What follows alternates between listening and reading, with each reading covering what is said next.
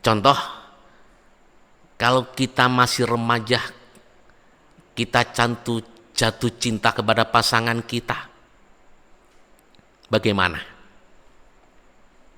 Kita disuruh, tolong mas, jemput aku karena dalam keadaan hujan.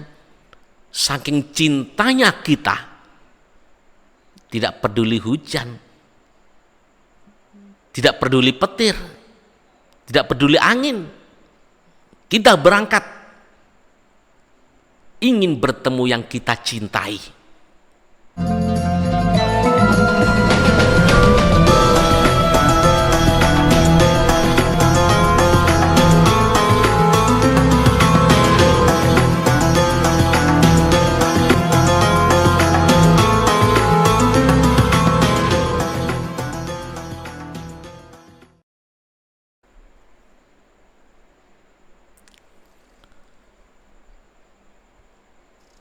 Assalamualaikum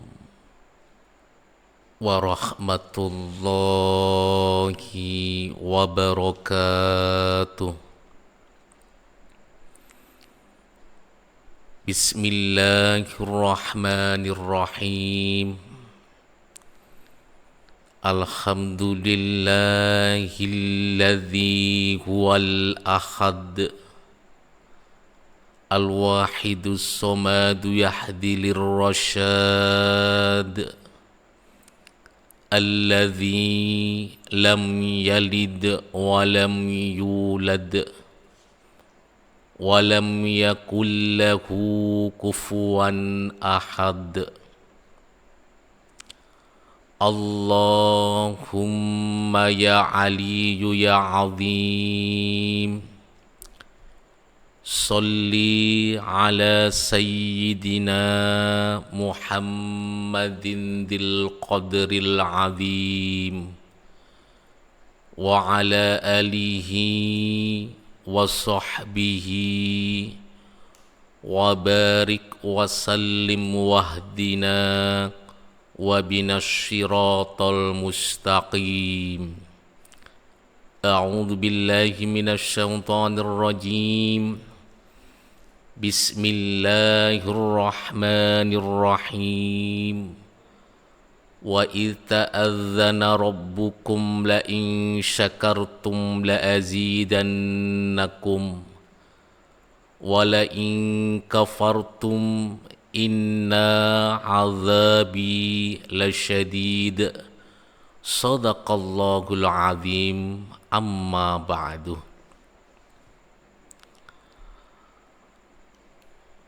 Khatratal mukarramin, para alim, para ulama, para kiai, para habaib, para ustadz, sesepuh, bini sepuh,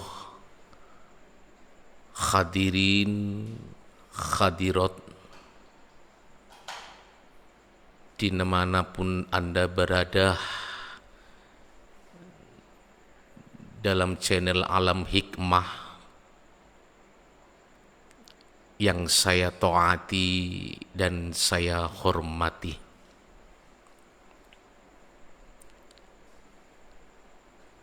Di pertemuan kali ini, marilah kita panjatkan puja dan puji syukur kehadirat Allah Subhanahu wa ta'ala, yang mana kita telah pulang dari perjuangan yang agung, perjuangan yang suci, yang mana Allah merintahkan sebuah makhluknya yang suci berupa Ramadan untuk menemui hamba-hamba yang takwa. Karena itu, makhluk yang suci berupa Ramadan yang membawa rahmat, yang membawa maghfirah, yang membawa janji Allah idkum minan nar, dan ujungnya adalah Idul Fitri. Semoga nikmat-nikmat yang diberikan oleh Allah itu sampai dengan kita raih kemenangan itu, sehingga kita dicetak oleh Allah Subhanahu wa ta'ala menjadi golongan-golongan, yaitu golongan orang yang fitrah, yang suci. Karena itu hadirin hadirat, di samping nikmat itu berupa iman, Islam dan ihsan, berupa nikmatul ijad diwujudkan sebagai manusia, dan nikmatul imdad dipelihara oleh Allah. Semoga kita tergolong dari hamba-hamba yang senantiasa bersyukur di hadapan Allah Subhanahu wa ta'ala dengan janjinya, la in syakartum la azidannakum, maka bila mana hambaku bersyukur kepadaku, aku akan lipatkan gandakan nikmat-nikmat itu. Karena itu hadirin, marilah kita syukuri dengan ucapan Alhamdulillahirabbil alamin. Kedua kalinya sholawat serta salam senantiasa tercurahkan kepada junjungan kita Nabi besar Sayyidina Muhammadin sallallahu alaihi wasallam, yang mana beliau pemimpin yang senantiasa tanggung jawab kepada umatnya, belas kasih kepada umatnya sampai dunia dan akhirat. Ini tanggung jawab baginda Rasul kepada umatnya. Salam ikroman wa ta'diman wa mahabbatan senantiasa terhaturkan kepada kekasih Allah min awalihim ila akhirihim, wabil khusus sultanu aulia wa fi hadzal zaman radhiyallahu taala anhum. Semoga baginda Rasulullah sallallahu alaihi wasallam wal wafi hadzal zaman radhiyallahu taala anhum memberikan jangkungan syafaat, tarbiyah, barokah, nadrah, karomah kepada kita semuanya, sehingga kita dalam perjalanan hidup di dunia ini senantiasa mendapatkan bimbingannya, tuntunannya, didikannya. Kalau sudah mendapatkan bimbingannya hadirin, insya Allah kita ada jalan yang lurus, jalan yang diridhani oleh Allah Subhanahu wa ta'ala fitini wad dunya wal akhirah. Amin ya rabbal alamin.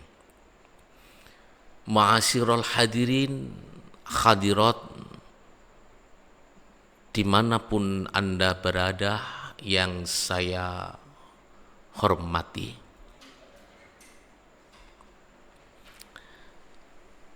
marilah pertemuan ini kita senantiasa menengok ke belakang,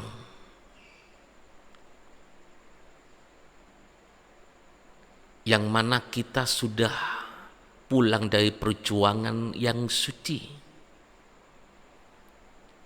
di mana perjuangan yang suci itu membuahkan fitrah. Kayaumin waladatku ummuh, seperti kalau sudah manusia itu memegang fitrah dari Allah, seperti bayi yang baru lahir dari kandungan seorang ibu, suci, bersih, tanpa noda dosa. Berarti kalau manusia itu sudah fitrah, maka iman dan takwanya sudah menempel sekuat-kuatnya di dalam jiwa manusia itu. Iman dan takwa identik dari mahabbah. kecintaan seorang hamba di hadapan Tuhannya. Tidak mungkin orang iman, orang takwa tidak cinta kepada Allah, pasti cinta kepada Allah. Kalau orang yang cinta kepada Allah, dimanapun dia berada, senantiasa ingat yang dicintai. Ini orang cinta. Man ahabba aktsara min dzikri. Barang siapa yang mencintai sesuatu apapun, pasti sering menyebut-nyebut yang dicintainya. Ini tanda-tanda orang yang cinta. Sepulang dari Ramadan, kita ditanamkan iman dan takwa di dalam jiwa kita. Di bulan Syawal ini, tanaman-tanaman iman dan takwa itu masih melekat di dalam jiwa kita atau pudar, hadirin. Marilah kita muhasabah diri, mengkoreksi pribadi kita masing-masing. Karena mempertahankan iman dan takwa itu sulit. Butuh perjuangan lahir maupun batin, lebih-lebih rohani kita, jiwa kita. Kalau sudah bersih jiwa ini, ditanami iman dan takwa, harus sungguh-sungguh kita pertahankan. Jangan sampai makhluk-makhluk selain Allah akan menempel di dalam jiwa kita. Ini yang akan menjadi sumber penyakit, yang akan pudarnya iman dan takwa kita di hadapan Allah Subhanahu wa ta'ala. Hadirin, Rasulullah sallallahu alaihi wasallam saat berkumpul dengan bersama sahabat-sahabat, saat itu Rasul mendengar salah satu sahabat berdoa di hadapan Allah. Alhamdulillahilladzi hadani lil Islam wa ja'alani min ummati Muhammadin sallallahu alaihi wasallam. Dengan segala puja dan pujimu ya Allah, rahmatmu ya Allah, kasih sayangmu ya Allah, Engkau telah memberiku nikmat yang berupa Islam. Dan segala puji bagimu ya Allah, Engkau telah memberikan nikmat kepadaku sehingga aku ini menjadi umatnya Rasulullah sallallahu alaihi wasallam. Setelah Rasul mendengar munajatnya para sahabat, salah satu sahabat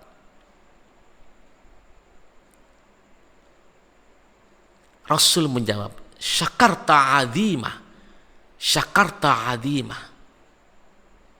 Itulah nikmat yang paling agung, kata Rasul, yang paling besar yang diberikan oleh Allah kepadamu.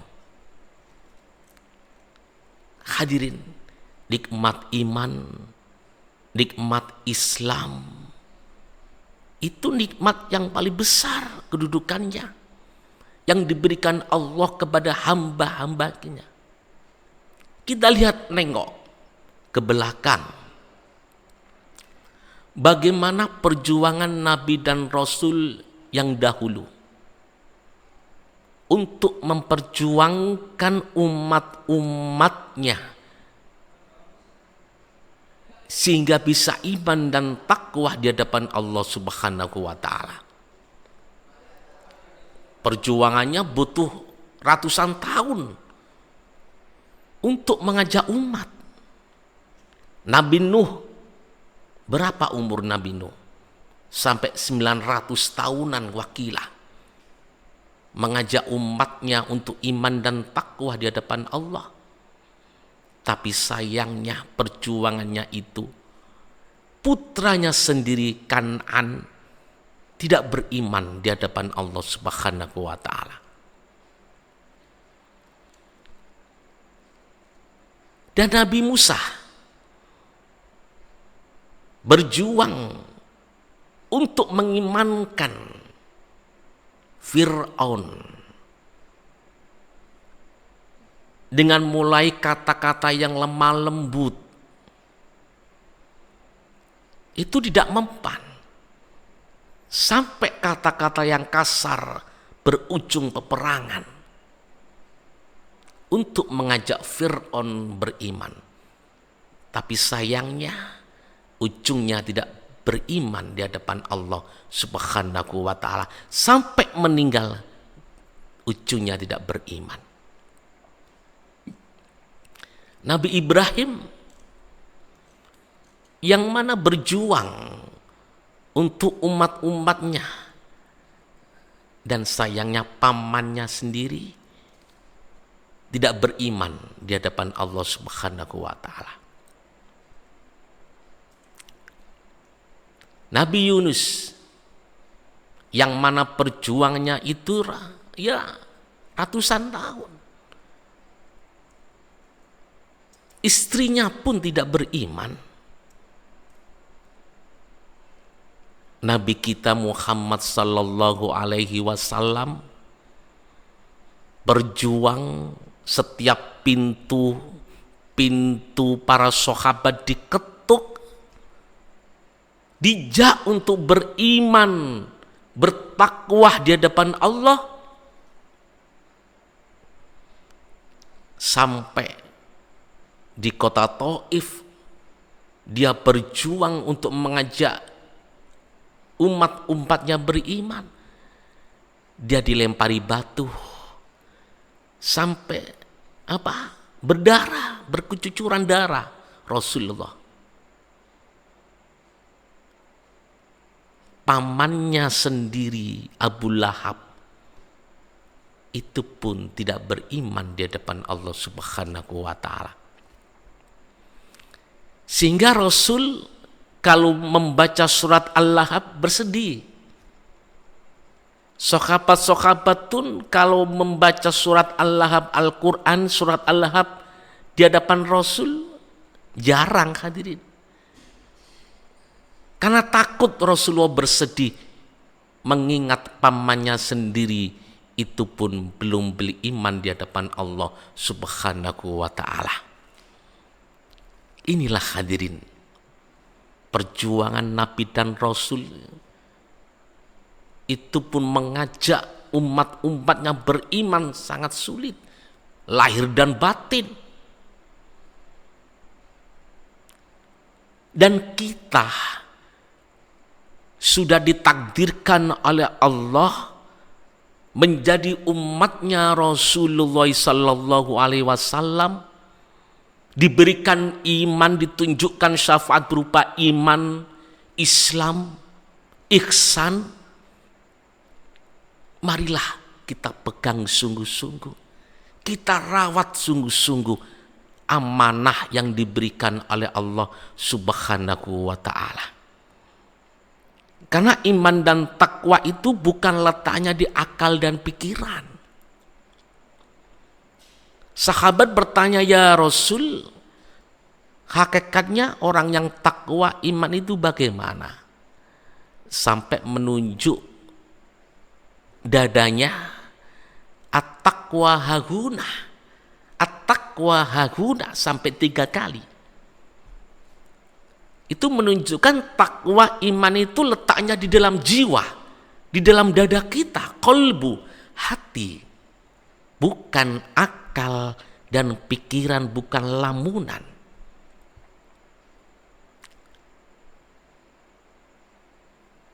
Karena itu hadirin,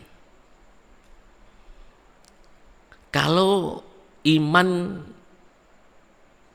identik dengan akal dan pikiran, seumpama gitu, anak kita pasti iman dan takwa, tahu, ngerti. Wahai anakku, siapa yang menciptakan langit dan bumi? Pasti menunjukkan perkataannya Allah. Siapa yang memberikan rezeki? Allah. Siapa menghidupkan dan mematikan makhluk? Allah. Ini kalau iman naluri, akal dan pikiran. Sama dengan orang yang mencuri. Mencuri itu baik atau buruk? Pasti jawabannya buruk, tidak baik, berdosa. Tetapi kita lakukan terus-menerus. Sama halnya kita, ghibah, buruk sangka kepada orang lain, ngerasani orang lain, mencari kesalahan-kesalahan orang lain, dosa apa tidak? Pasti jawabannya dosa.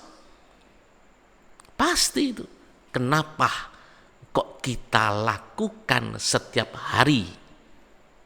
Ghibah setiap hari. Ini menunjukkan bahwasannya iman dan takwa bukan di akal dan pikiran,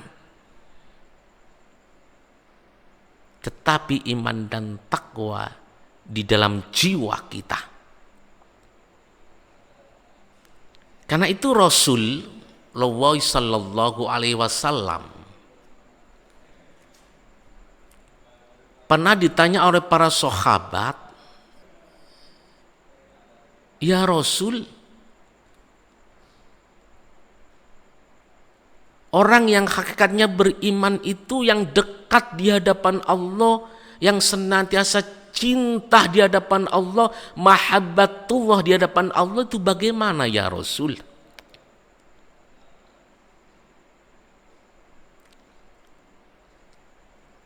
Rasulullah menjawab, "Laisal iman bitamani wala bitahalli, walakinnal iman mawaqqara fi qalbi, tasdikul qalbi."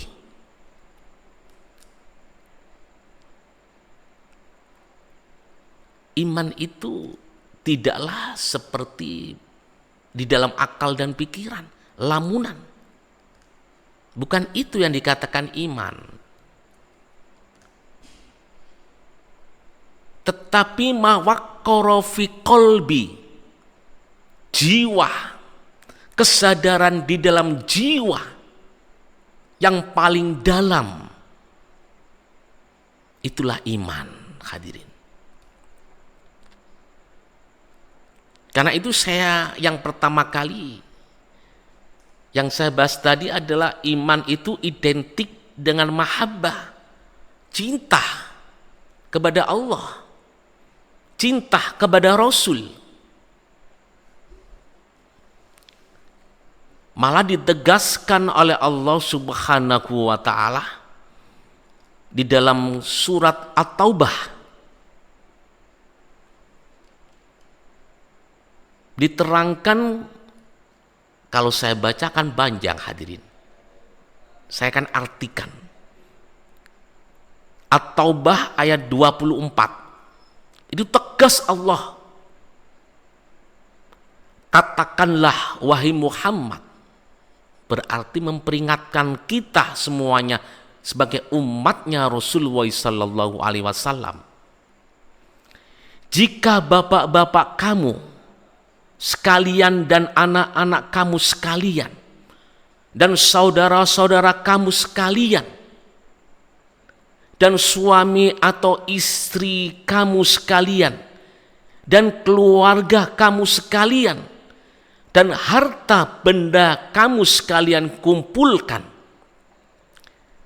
dan perniagaan yang kamu sekalian takuti menderita rugi dan rumah tempat tinggal kamu sekalian. Jika semuanya itu lebih kamu cintai daripada Allah wa Rasulihi sallallahu alaihi wasallam, dan daripada perjuangan di jalan Allah, maka bersiap-siaplah sampai Allah menurunkan perintah menyiksanya. Dan Allah tidak akan memberikan petunjuk kepada orang-orang yang fasik. Hadirin, peringatan yang keras bagi orang-orang yang beriman. Segala sesuatu makhluk apapun, dunia,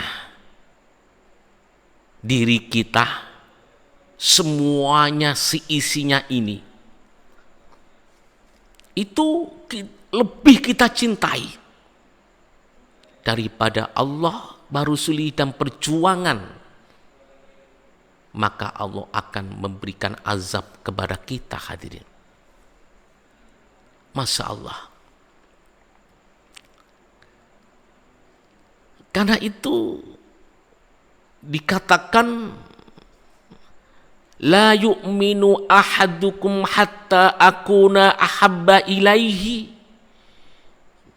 min nafsihi wa malihi wan nasi ajma'in. Tidaklah sempurna iman salah satu dari kamu sekalian sehingga aku lebih dicintai daripada dirinya sendiri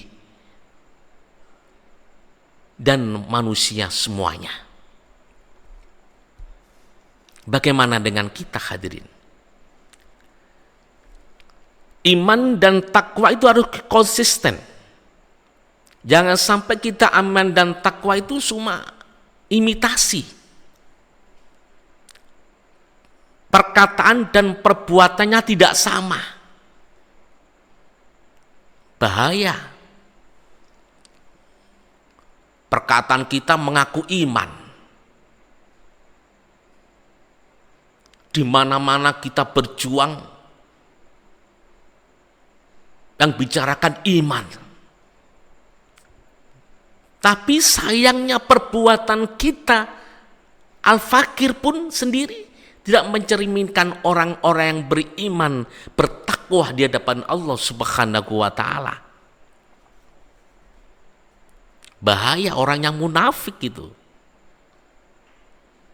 Marilah kita muhasabah diri. Apakah diri kita ini termasuk orang-orang iman yang imitasi, atau palsu, atau sungguh iman?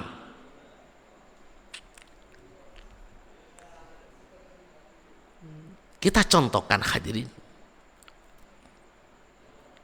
Allah Subhanahu wa ta'ala memanggil seorang hamba yang dicintainya. Dalam satu hari 5 kali. Dalam satu hari ada 24 jam. Allah memanggil seorang hambanya untuk menghadap di hadapan Allah, yaitu sholat 5 waktu. Saat berkumandang azan, itu panggilan Allah.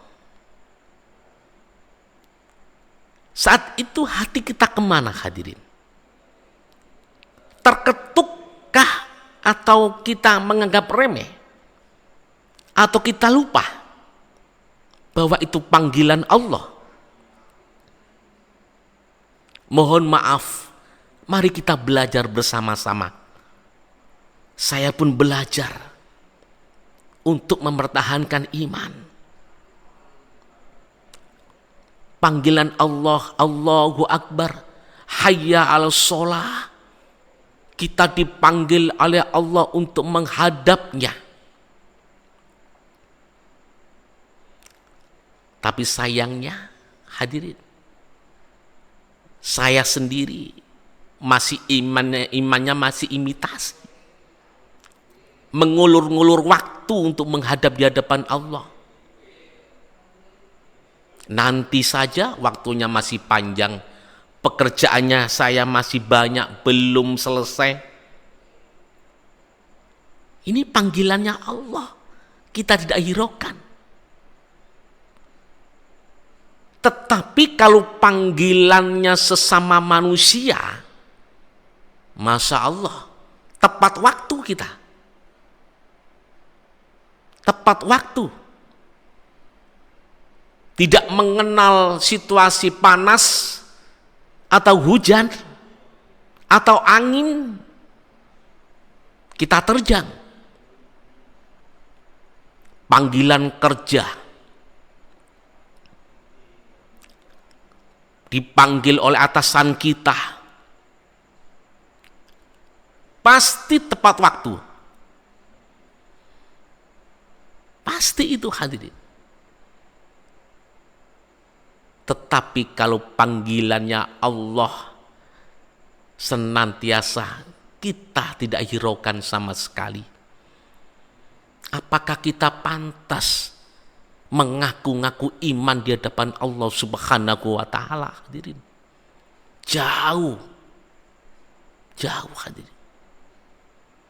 Orang yang beriman pastinya ikhlas,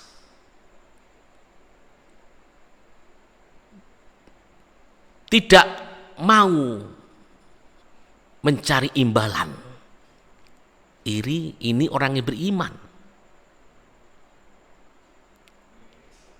Contoh, kalau kita masih remaja, kita jatuh cinta kepada pasangan kita, bagaimana? Kita disuruh, tolong mas, jemput aku karena dalam keadaan hujan. Saking cintanya kita, tidak peduli hujan, tidak peduli petir, tidak peduli angin, kita berangkat ingin bertemu yang kita cintai, ingin bersama yang kita cintai. Dan itu pun tidak pernah kita mendapatkan, mencari imbalan. Bagaimana dengan kita?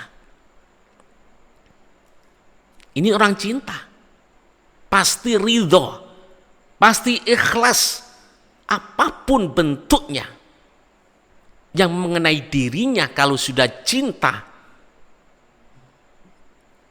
itu yang dipandang, yang dicintai, bukan yang lainnya. Yang penting aku bisa bertemu, yang penting aku bisa menghadap. Ini orang yang cinta, yang iman, yang sungguh-sungguh iman.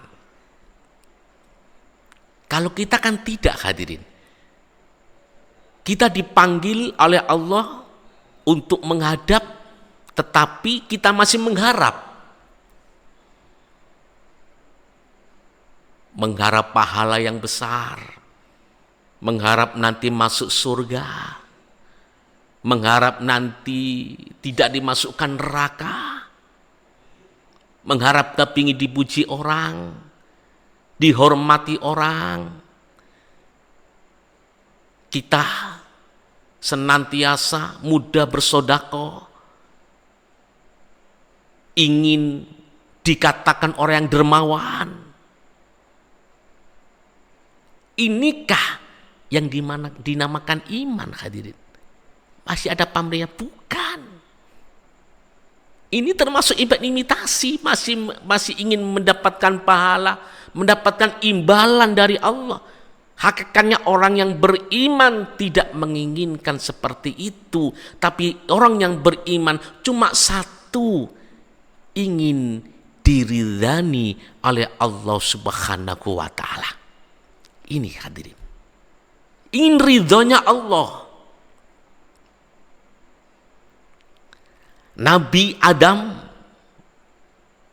memperjuangkan ingin ridhonya Allah itu pun wakilnya 200 tahun lamanya. Mencari ridhonya Allah loh.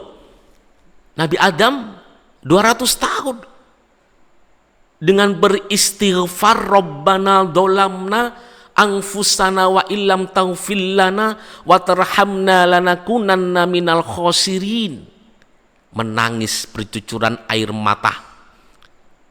Wajahnya tidak pernah menatap ke aras, ke langit, tapi tunduk menghadap di tanah. Itu menunjukkan kerendahan. Wakilnya 200 tahun mencari ridhonya Allah. Kesalahan satu ditebus 200 tahun. Bayangkan hadirin. Bagaimana dengan kita? Mengaku-ngaku iman di hadapan Allah, tapi tidak pernah bersyukur di hadapan Allah. Diuji oleh Allah, tapi ujian-ujian itu kita robek-robek. Pantaskah kita di hadapan Allah? Diberikan ujian lembaran oleh Allah, kita robek-robek, tidak ingin di ujian itu kita selesaikan. Kita robek-robek hadirin. Su'ul adab kita di hadapan Allah. Kalau kita diuji dewan guru kita, dosen kita, diberikan kertas ujian, setelah itu kita robek-robek kertas itu, marahkah guru kita? Pasti marah. Bagaimana dengan Allah yang memberikan ujian berupa iman? Bagaimana ketangguhan hambaku? Allah kepingin tahu sebesar iman di hadapanku bagaimana. Saya uji terlebih dahulu. Malah ujian-ujian itu kita robek-robek. Kertasnya kita sobek-sobek. Termasuk sul adab kita di hadapan Allah.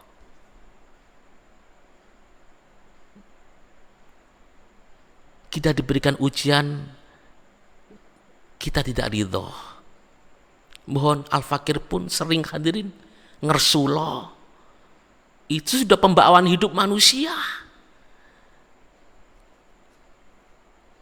Diuji beban ekonomi, ngersuloh. Ya kita maklumi, karena manusia tempatnya seperti itu. Tetapi hadirin, ujian apapun yang menimpa kepada seorang hamba, itu pasti Allah mengukurnya sudah. Kalau sudah kita diberikan ujian, pasti Allah memberikan itu, yakin hambanya bisa.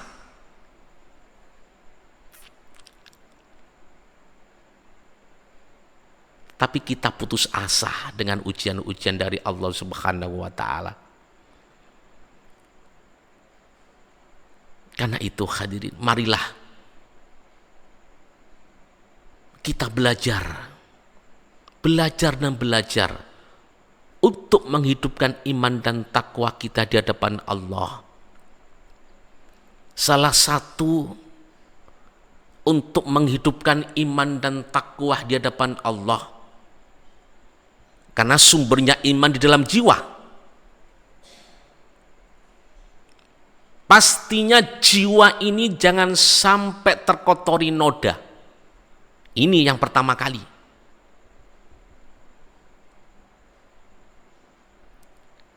Jangan sampai terkotori sifat-sifat penyakit-penyakit rohani.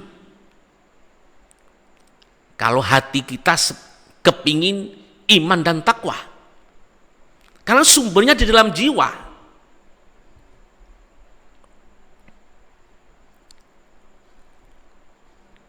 Barang sesuatu apapun yang kotor, itu identik dengan bermacam-macam penyakit. Sampah yang kotor akan menimbulkan banyak nyamuk, banyak hayawan. Efek sampingnya akan menimbulkan penyakit. Malaria, bahaya, ujungnya adalah kematian. Ini baru yang kotor, hadirin. Kita memakan makanan yang kurang sehat, itu pun akan menimbulkan penyakit. Akan mengakibatkan orang itu kalau tidak berusaha menyembuhkannya akan meninggal dunia. Apalagi jiwa kita, rohani kita, yang tempatnya iman dan takwa, kita tidak pelihara sama sekali, tidak dibersihkan sama sekali, maka akan menimbulkan bermacam-macam penyakitnya rohani. Kalau penyakitnya jasad pun, mohon maaf, kita berusaha untuk menyembuhkan, jual pekarangan, jual mobil, jual harta benda, untuk ikhtiar menyembuhkan penyakit-penyakit lahiriah, liver, kanker, paru-paru. Loh, ini penyakitnya jasad seperti itu. Lebih-lebih penyakitnya rohani, jiwa ini. Bila mana jiwa ini kita tidak perhatikan, ada penyakit tidak perhatikan, maka apapun amal ibadah kita, setinggi amal ibadah apapun, mengidap penyakit satu kali, rohani, jiwa, iri dengki, takabur, hasud, sombong, ghibah, fitnah, bangga, maka akan menghapus seluruh amal-amal ibadah kita. Bayangkan, yang kita bangun bertahun-tahun amal ibadah itu cuma hangus 1 menit, 1 jam. Bangga dengan amal ibadahnya, bukan membanggakan Allah. Bangga dengan sholatnya, bangga dengan hajinya, bangga dengan sholawatnya, bangga dengan mujahadahnya. Ada di dalam jiwa kebanggaan. Al-ujbu la yuhbitu amala sab'ina sana. Bangga 1 kali di dalam jiwa kita, maka akan menghapus seluruh amal ibadah 70 tahun lamanya, hadirin. Masya Allah. Karena itu untung kita ada bimbingan guru yang senantiasa membimbing kita untuk mempertahankan fitrah kesucian ini, adalah sholawat. Sholawat inilah alat salah satunya untuk membersihkan jiwa, supaya jiwa ini senantiasa fitrah, senantiasa iman dan takwa di hadapan Allah. Karena itu para alim ulama sufi itu menganjurkan tazkiyatun nafsi anir rodaili wajibatun, membersihkan jiwa dari kotoran-kotoran penyakit-penyakit rohani itu wajib. Karena kita bawa nanti di hadapan Allah jiwa ini. Lahir sudah meninggal dunia, dikubur di tanah sudah selesai, tapi jiwa ini, rohani jiwa ini yang akan kembali di hadapan Allah Subhanahu wa ta'ala. Illa man attawwa fi qalbin salim. Inilah qalbun salim, hati yang bersih, hati yang menang, yang akan bisa menghadap di hadapan Allah Subhanahu wa ta'ala. Karena itu hadirin hadirat, Rasulullah penadawu likuli syai'in toharatun wa ghuslun wa toharatun qulubil mu'minin, kata Rasul.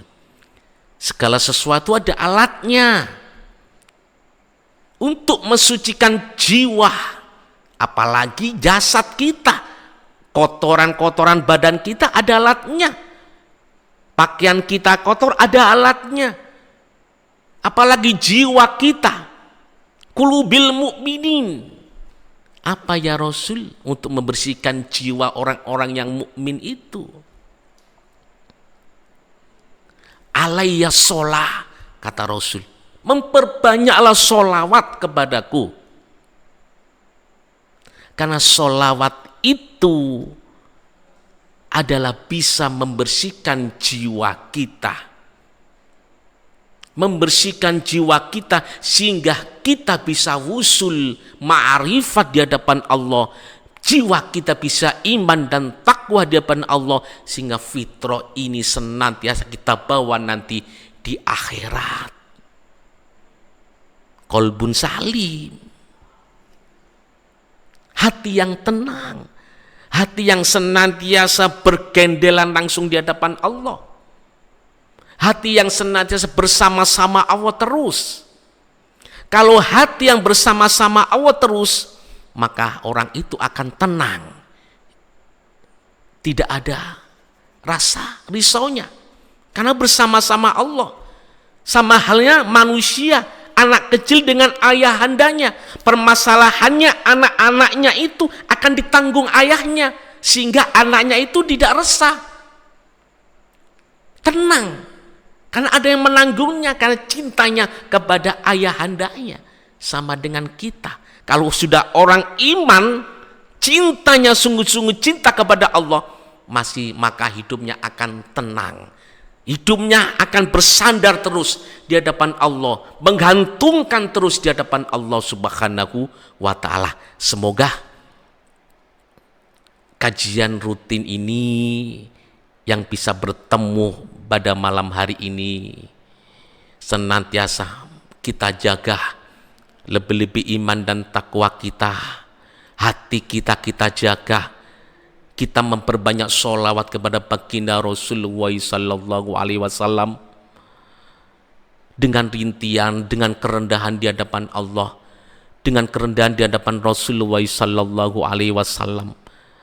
Apa mungkin Allah memberikan derajat kepada kita kalau kita tidak pernah merasa rendah di hadapan Allah, tidak merasa hina di hadapan Allah? Karena kunci manusia akan diangkat derajatnya bila mana orang manusia itu senantiasa mempunyai pakaian kerendahan di hadapan Allah Subhanahu wa ta'ala, merasa hina, merasa banyak dosa. Apa mungkin manusia diampuni dosanya kalau tidak merasa dosa di hadapan Allah Subhanahu wa ta'ala? Marilah hadirin, kita latih diri kita. Kita latih diri kita memperbanyak sholawat di hadapan Allah Subhanahu wa ta'ala, sehingga akan tercetak mahabbatullah, cinta kepada Allah, iman kepada Allah Subhanahu wa ta'ala, iman kepada Rasulullah sallallahu alaihi wasallam. Kita bawa nanti sampai ujung akhir kehidupan kita, sampai kontrak hidup kita selesai, yaitu meninggal dunia dengan membawa iman, Islam, dan ihsan. Semoga kita ditakdirkan dengan husnul khotimah. Amin amin ya rabbal alamin. Semoga kajian ini bisa bermanfaat bagi kita semuanya. Al-Fakir, bila mana ada salahnya, penyampaiannya ada salahnya atau kekurangannya, al-insan mahalul khoto' wanisian, mohon maaf yang sebesar-besarnya.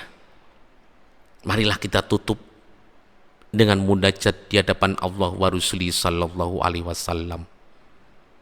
Ya syafi'al khalqi salatu wassalam, alaika nurul khalqi hadiyal anam, wa aslahu wa ruhawu adrikni faqad lam tu'abatahu wa rabbini walisali ya sayyidi siwaka fa in tarudda kuntu sakhson halika. Al-Fatihah.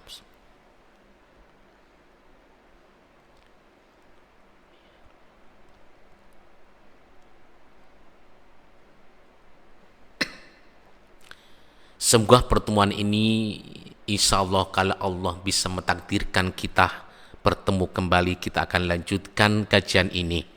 Wabillahi taufiq wal hidayah. wa min Rasulillah sallallahu alaihi wasallam asy-syafa'ah wa tarbiyah wa min ghathi hadza zaman radhiyallahu an-nadrah wal barakah wal karamah wal afwa minkum. Wassalamu alaikum warahmatullahi wabarakatuh.